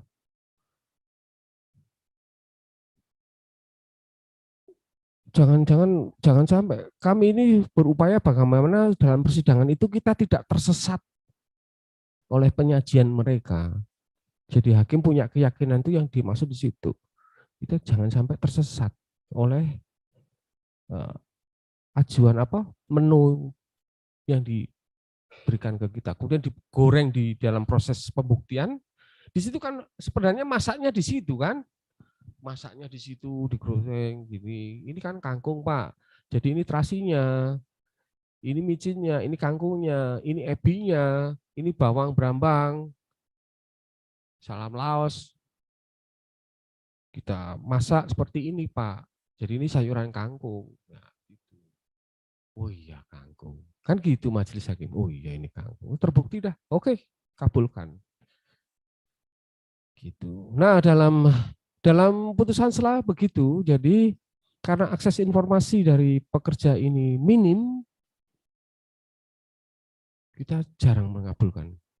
Karena dalam putusan sela di PHI boleh meminta putusan sela asalkan pertimbangannya harus matang betul. Oh iya, satu, pengusaha tidak melaksanakan OPA, tidak membayar OPA, bukti formulir ada, saksinya ada, dan sebagainya. Itu boleh, tapi jarang putusan sela. Karena biasanya, nah ini catatan juga untuk advokat ya, putusan sela itu dimintakan, advokat tidak bisa milah bahwa putusan sela itu sudah masuk dalam gugatan pokok perkara. Yang ngapain kita kabulkan, kamu itu masuk dalam pokok perkara, persisannya masalah OPA. Terus kamu minta putusan perkara, OPA-nya segera dibayar. Ya nanti dulu majelis hakim akan meriksa apakah betul dia tidak bayar OPA sesuai ketentuan. Buktinya apa? Formalitasnya apa? Nah kalau putusan sela tak putus, kan putusan sela itu tidak mengakhiri, ada yang mengakhiri putusan akhir, ada juga. Tapi kan kalau hanya bukti formal, hakim belum punya keyakinan, itu kan harus disajikan saksi supaya hakim semakin yakin. Nah biasanya begitu, dalam putusan sela itu biasanya menyangkut ke pokok perkara, sehingga majelis hakim menyatakan menolak terhadap putusan sela itu karena itu menyangkut pokok perkara.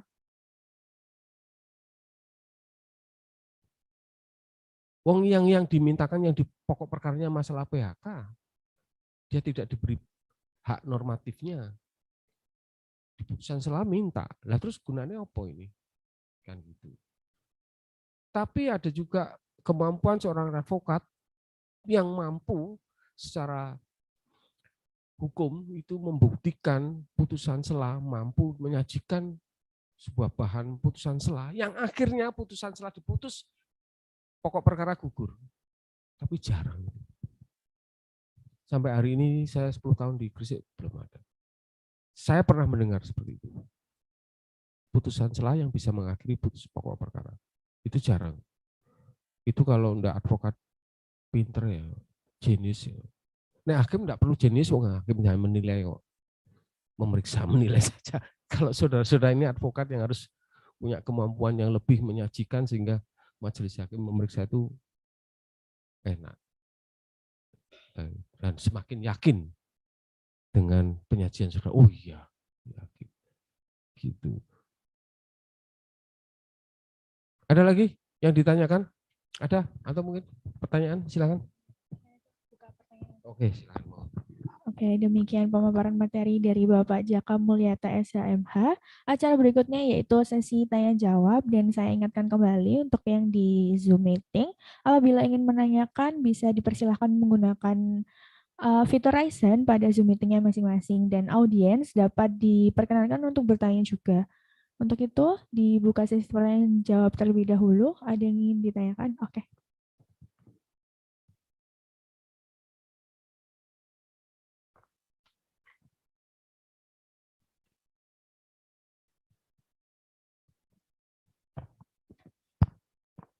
Terima kasih. Selamat pagi Pak Jaka, saya Agra Kurniawan. Saya menanyakan mengenai masa berlaku PKB Pak. Mungkin lebih tepatnya mohon petunjuk dari Bapak selaku Hakim ad hoc ya Pak ya. Terkait ketika ada PKB ini, di sebuah perusahaan PKB-nya itu kan sedang proses perundingan. Sudah ada kesepakatan untuk perpanjangan, Berarti kan sudah lewat masa berlakunya dan dilakukan perundingan. Akan tetapi perundingannya belum selesai sehingga masuk ke tingkat mediasi di tingkat kementerian. Kenapa kok di kementerian? Karena terkait di dua perusahaan yang berada di provinsi yang berbeda. Nah, di satu sisi perusahaan pada waktu membuat PKB itu salah satu dasarnya adalah undang-undang yang lama yaitu 13/2003. Di situ di PKB tentunya tidak mencantumkan lagi hal-hal yang standar normatif, tapi lebih baik dari yang Undang-Undang 2003, terutama dalam hal benefitnya, Pak, benefit pengakhiran hubungan kerja karena batas usia. Nah, kemudian dalam yang terbaru ini ada undang-undang yang baru 6/2023 yang pengesahan perpunya itu Perpu Cipta Kerja. Nah, perusahaan berkeinginan untuk mengikuti yang Perpu yang Undang-Undang 6/2003 yang mana total benefit dari PHK usia karena usia batas usia yaitu kalau yang 2003 kan 2 kali perhitungan, kalau yang 6/2003 itu kan 1,75. Nah, ini mungkin lebih baik kan dari yang undang-undang yang baru. Nah, ini menurut Bapak apakah itu bisa disebut melanggar PKB? Karena PKB yang lama acuannya masih tersebut di Undang-Undang 13/2003, Pak. Sedangkan acuan pembayaran benefit PHK-nya untuk batas usia itu sudah dirubah dan diganti dengan pasal-pasal dalam Undang-Undang 6/2023. Mungkin itu Pak, mohon petunjuknya. Terima kasih. Baik, ini salah satu bukti bahwa hukum ketenagakerjaan itu laku. Tuh ada yang tanya.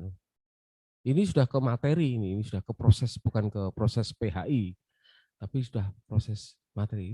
Ini tadi dia sebenarnya nanya ke konsultan, bukan ke pengajar, tapi dia nanya ke konsultan. Bagaimana ini? Seperti ini.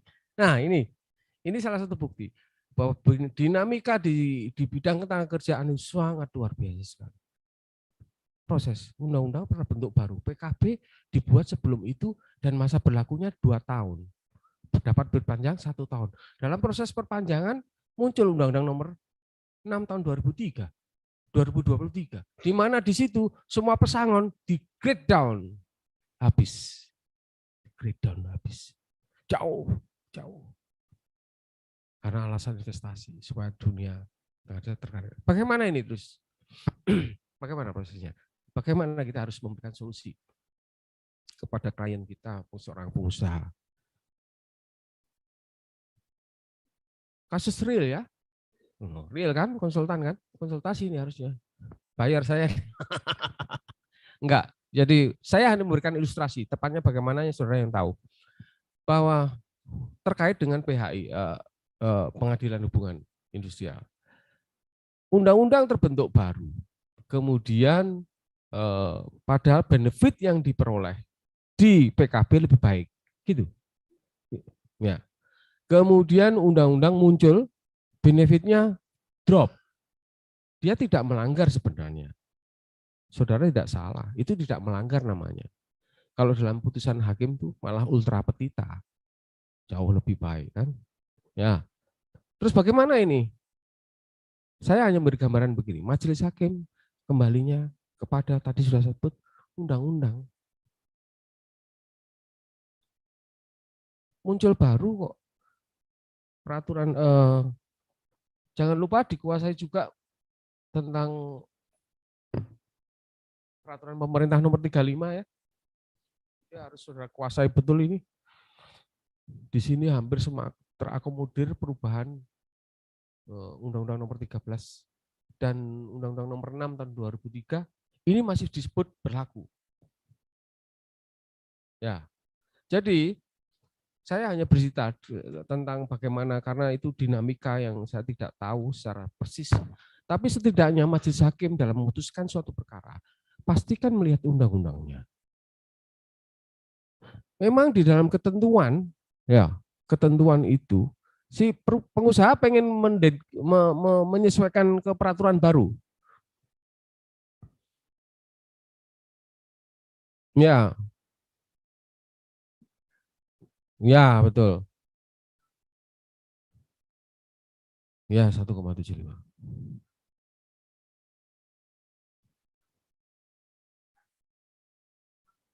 Ya. Hmm. Hmm. Hmm.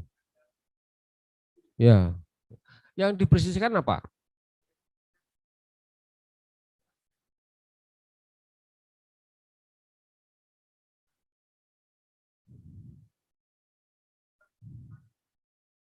Yang 2 kali.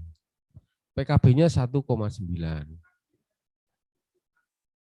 Ah, sudah jelas itu undang-undang aja. Ya,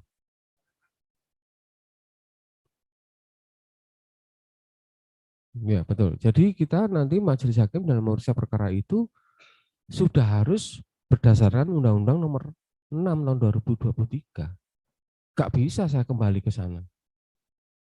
Gak boleh. Berlaku surut. Gak bisa. Harus undang-undang yang baru. Jadi ketika nanti menjadi persisian hubungan industrial, kalau sudah pengen menggugat, ya gugat aja bahwa dia punya hak pensiun sekian. Mohon majelis hakim PHI untuk memutus sekian sesuai ketentuan undang-undang baru. Karena alasan hukumnya PKB kami masih dalam proses penyesuaian atau perpanjangan dengan tujuannya menyesuaikan undang-undang yang baru. Nah, biasanya itu supaya lebih mantap lagi nanti mengajukan ahli. Bukan saksi ahli ya, ahli. Ahli di bidang penafsiran undang-undang, pembuatan undang-undang atau apa, ajukan menyatakan bahwa di apapun yang terjadi harus ikut undang-undang yang baru. Kuatkan lagi dengan saksi dari bidang ketenagakerjaan. PKB dalam proses itu, dalam peralihan, itu harus mengacu kepada PKB yang lama dulu. Nek PKB lamanya tidak sesuai dengan ketentuan undang-undang, kembali ke undang-undang. Udah gitu aja. Nggak pelik, cuman memang ya namanya perundingan ya alot. Ya enggak semudah yang kita, minta 2 kali, Pak. Lah ketentuannya di PKB memang 1,9, tidak 2 kali. Tapi harus dikembalikan kepada undang-undang. Nah itu nanti kalau kembalikan ke undang-undang nomor 6, habis tuh si pekerja. Ya. Hmm.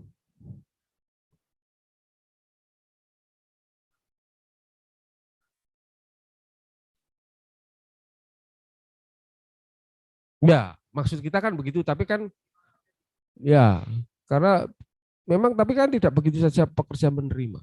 Kemampuan melobi, kemampuan berkomunikasi, kemudian mengarahkan, menggiring supaya pekerja mau, itu juga kemampuan seorang HRD manager. Itu tanpa itu juga biasanya alot, wah ketemu HRD wis jelas mental, moh belum ketemu loh sudah begitu, ya sudah geger, sudah perselisihan pasti yang terjadi. Bipartitnya ya sudah Pak, bipartit pokoknya kalau saya enggak begitu saya enggak mau. Enggak, kita gini-gini oh, aturannya begini loh, aturan. Ya memang aturannya begitu, tapi bagaimana melobi dia untuk mau menerima aturan itu tugas HRD. Ya.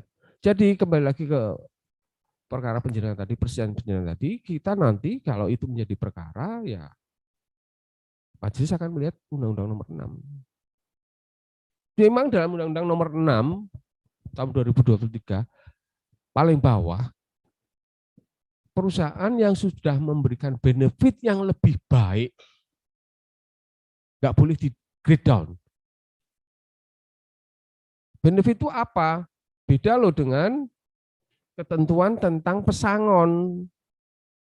Benefit lain loh. Benefit itu misalnya tadinya dikasih bubur kacang hijau karo susu, di grade down untuk apa? Deleto misalnya gitu. Itu namanya benefit yang di grade down, itu enggak boleh. Biasanya yang perempuan, pekerja perempuan wanita di malam hari itu harus diberi menu atau gizi yang cukup dan sebagainya, atau dijemput, harus wajib dijemput dan diantar pulang, itu hilang. Itu yang nggak boleh. Tapi kalau ini pasal jelas dirubah, pasalnya kan dirubah, pasal 156 kan, ketentuannya sudah berubah. Ada sekarang 15 kategori PHK kalau tidak salah. Saya juga belum, baru mempelajari, orang juga baru saja kan, ada 15 kategori. Cacat karena kecelakaan kerja, sakit berkepanjangan, pada proses pidana, macam-macam ada 15 tuh kategori PHK. Pensiun itu juga termasuk PHK. Jadi saya kira seperti itu. Jadi ya harus dilobi. Kalau nanti kalau jadi persisian, kami biasanya majelis hakim itu melihatnya dari undang-undang yang baru, bukan undang-undang yang lama. Tetapi sekarang ada aliran hukum baru, bukan aliran hukum ya, pola pikir hukum baru, judicial activism. Pernah mendengar?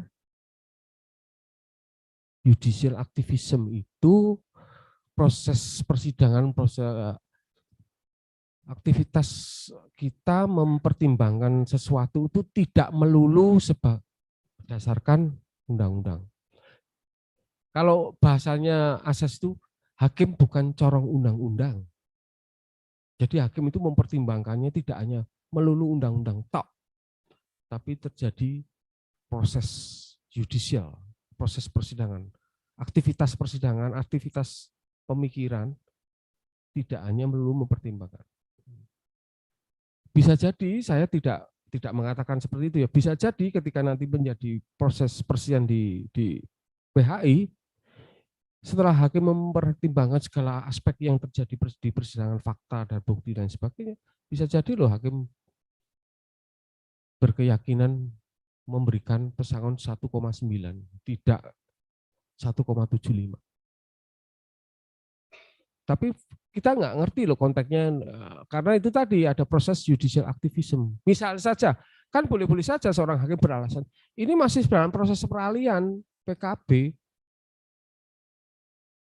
otonom yang mengatur PKB, jadi balik aja ke PKB. Kalau saya balik ke peraturan perundang-undangan, apa coba? Keadilannya nggak ada. Tuh, lihat. Jadi hakim juga aspeknya sama dengan penyidikan. Pasti mempertimbangkan kepastian hukum, kemanfaatan hukum, keadilan. Gitu ya. Kalau saudara di perusahaan saudara ya lakukan lobby supaya dia mau ikut aturan penjenengan. Karena di situ bukan proses putusan. Beda kalau PHI sudah putusan, negara yang campur tangan. Kalau di mediasi pemerintah yang campur tangan, kalau di perusahaan pengusaha dan pekerja yang campur tangan. Kalau sudah di pengadilan, negara yang memutuskan, bukan pemerintah lagi. Nah, itu juga pertimbangan hakim ini juga bisa macam-macam. Bisa jadi tadi berdasarkan judicial activism, kami bisa memutuskan sesuai dengan ketentuan 1,75, tidak dengan undang-undang.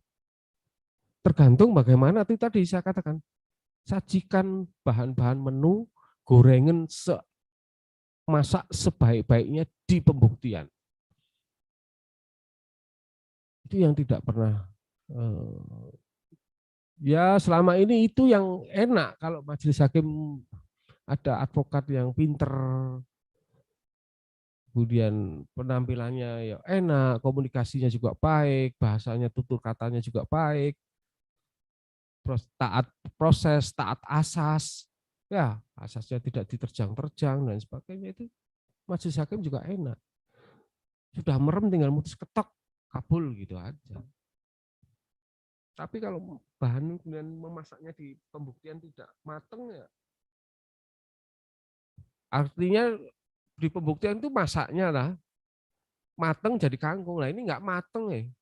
Majelis hakim sing mateng ki dimasak dhewe nang kono, ublek-ublek dhewe. Gitu. Nah ini saya bocorin supaya saudara tahu di belakang di set apa di belakang kamera itu seperti itu. Majelis hakim itu ya manusia, ya mikir, ya duwe rasa, ya punya keyakinan, ya punya keteguhan, ya punya macam-macam lah. Di situ juga mempengaruhi juga ketika proses peradilan itu berlangsung. Enggak munafik lah. Jangan sok, wah sudah bisa hakim sempurna. Enggak, hakim itu manusia yang di situ juga ketika ada hal-hal yang tidak ya kroso gitu loh. Gitu ya, kira-kira pandangan saya sih ya. Mudah-mudahan bisa menjawab semua.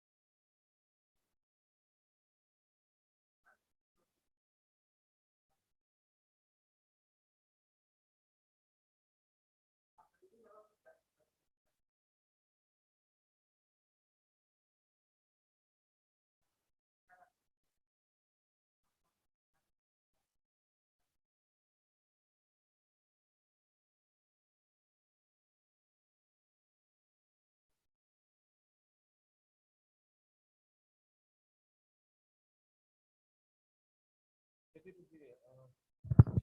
Yes. Tadi sudah saya singgung bahwa Undang-Undang Nomor 6 Tahun 2023 sudah berubah dengan aturan peraturannya di 35 bahwa PHK itu cukup pengusaha menyampaikan secara lisan dulu atau pemberitahuan tertulis dulu saja. Pokoknya hari ini kamu tak PHK ya. Nah, di situ dasarnya apa, Pak? Kan harus bisa menjawab ini. Kalau tidak bisa menjawab ya geger lagi kan gitu kan. Jadi apakah kita harus pakai ketentuan lama dan baru? Saya kira kalau saya lebih cenderung proses PHK yang sekarang ini kamu tak PHK. Toh akhirnya bila, nah ini catat, bila antara saya dengan yang saya PHK ini tidak sepakat, harus bipartit.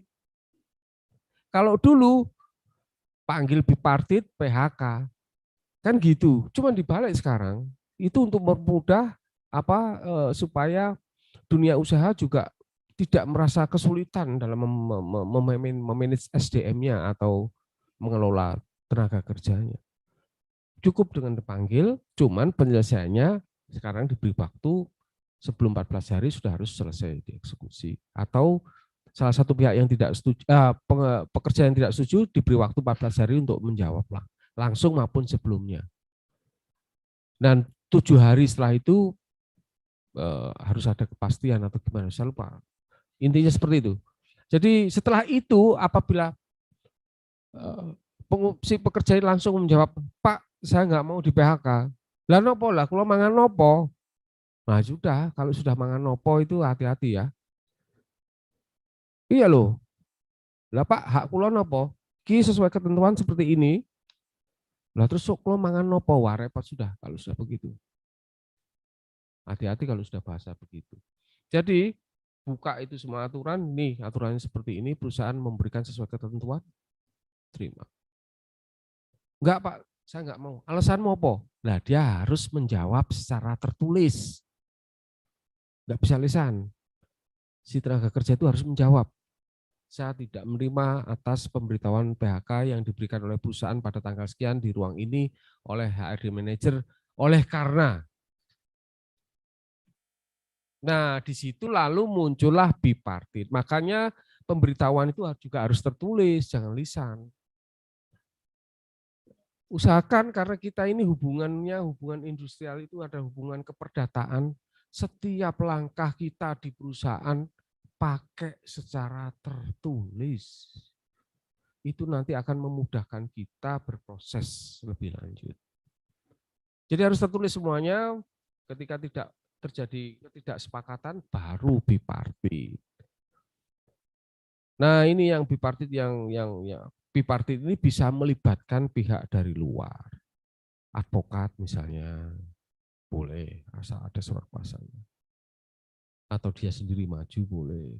Pengusaha juga langsung setelah bipartit didampingi advokat sama HRD, boleh. Yang penting bipartit terjadi. Saya kira gitu Pak. Yeah.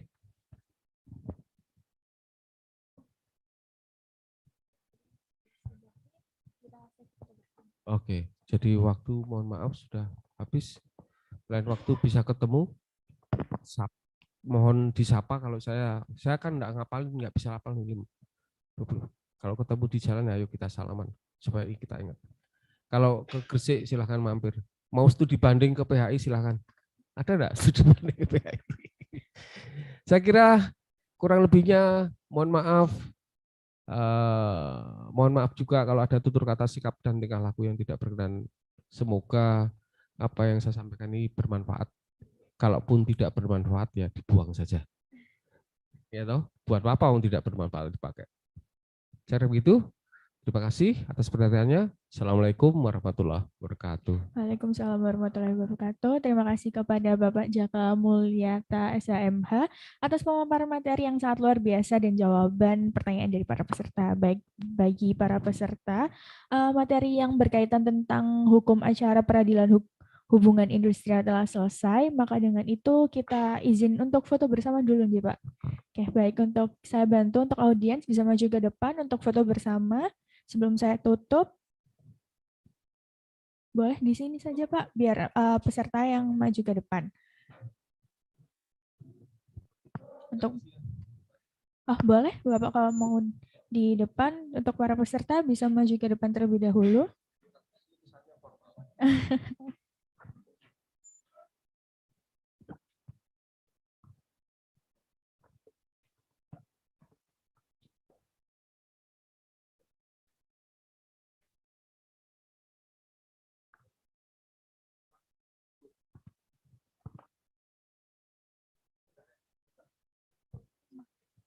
Bapak di tengah. Mbaknya nggak apa-apa di situ Mbak, biar kelihatan agak merapat. Ya, agak merapat lagi. Mungkin di belakangnya bisa diisi, ya.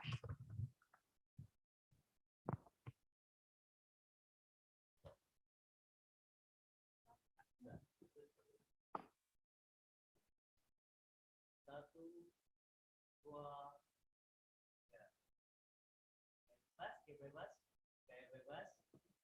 1, 2, 3, sekali lagi. 1, 2, 3. Oke, baik. Terima kasih untuk para audiens bisa dapat duduk kembali.